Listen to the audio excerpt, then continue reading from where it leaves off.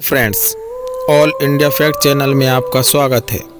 आज हम आपको ले चलते हैं क्राइम दुनिया की ओर, जिसमें नाम आता है दीपक का। हाँ जी, दीपक का। अमेरिका से धरा गया दीपक बॉक्सर कभी बॉक्सिंग में जीता था गोल्ड मेडल, फिर बन गया गैंगस्टर। ऐसे रखा उसने अपराध जगत में कदम, और कैसे एंट्री हुई उसकी अपराध जगत की, सारी डिटेल हम आपको ऑल इंडिया फैक्ट चैनल के माध्यम से आज बताने वाले हैं। 10वीं कक्षा तक पढ़ा दीपक पहल 13 साल की आयु में ही मुक्केबाजी से जुड़ गया था। उसने महज 16 साल की उम्र में ही जूनियर बॉक्सिंग में राज्य स्तर पर स्वर्ण पदक जीता था।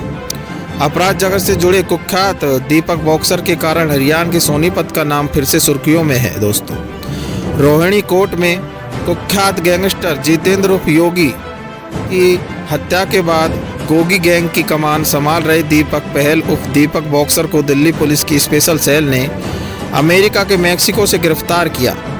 अमेरिका जांच agency federal bureau of investigation की मदद से कुख्यात को दबोचा गया।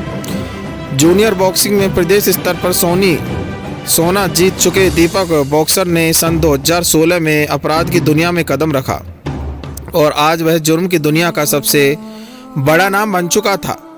सोनीपत के गांव गुमड़ में वर्ष 1996 में जन्मे दीपक पहल उर्फ दीपक बॉक्सर का परिवार फिलौर गन्नौर के गांधीनगर में रहता है। उसके परिवार में मां राजवाला, भाई प्रवीण व नवीन है।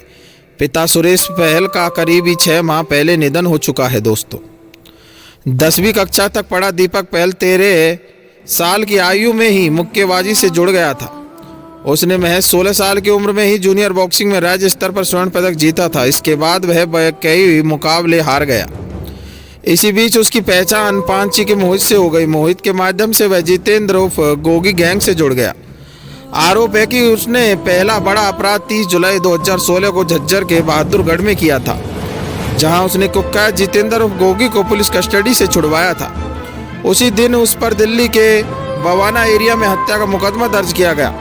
आरोपी पर वर्ष 2018 में मकोका लग चुका था। उस पर हरियाणा के करनाल के सदर थाने में 27 दिसंबर 2019 को हत्या की कोशिश का भी मुकदमा दर्ज हुआ था।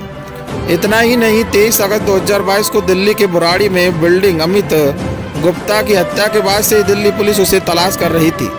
दीपक ने सोशल मीडिया पर अमित गुप्ता की हत्या की जिम्मेदारी ली थी। दोस्तों, दीपक ने फेसबुक पर लिखा था कि उसने अपने प्रतिद्वंदी टिल्लू गैंग के साथ निकटता के कारण उसकी हत्या हुई है। साथ ही उसने बताया कि दीपक को शक था कि अमित गुप्ता ने उसके साथी फज्जाज के बारे में पुलिस को सूचना दी थी, जिसके बाद फज्जा मुठभेड़ में मारा गया था। वह बरेली से फर्जी पासपोर्ट बनाकर कोलकाता से मैक्सिको भाग गया।